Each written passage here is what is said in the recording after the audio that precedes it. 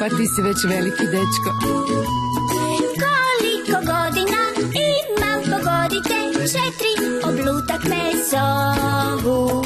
Toliko novoga svakog dana učim ja, s vama podijeliti to želim. Svijet se sve veći mijenja svaki dan, s mamom i tatom kad odlazim van. Meni odrastanje ponekad teško je, veselo ipak je više.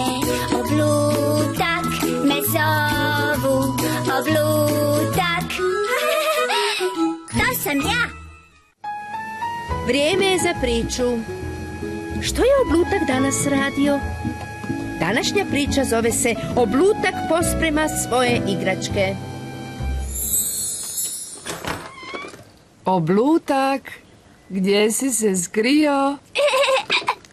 Ma nije valjda da je Oblutak nestao kad imamo čokoladni puding?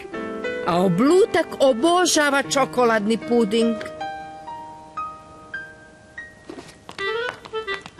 Hej, čekaj me! Pogledaj samo taj nered. Što sam ti rekla, Oblutak? Da ne ostavljam igračke na stepenicama. Oblutak je dobro znao da ne smije ostavljati igračke na stepenicama.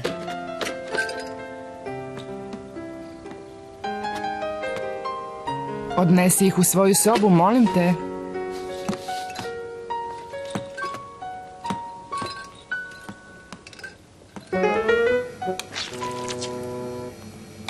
Čokoladni puding!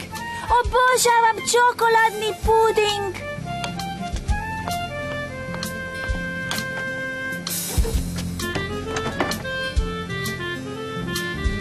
Oblutak! Dođi ovamo, molim te. To zvuči važno. Idi i vidi što tata želi. Oblutak, što sam ti rekao o ostavljanju igračaka na prilazu? Da se to ne smije. Tako je.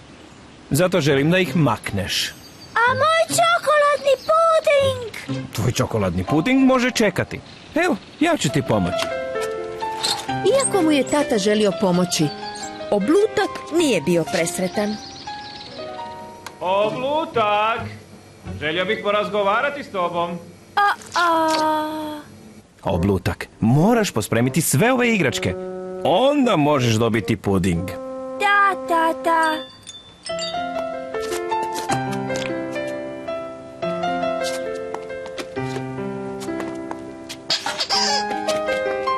Siguran si da smo pokupili sve igračke? Jesam, gledaj. A onda je vrijeme za čokoladni puding. Hura! Čokoladni puding! Oho, mislim da ovo moraš vidjeti.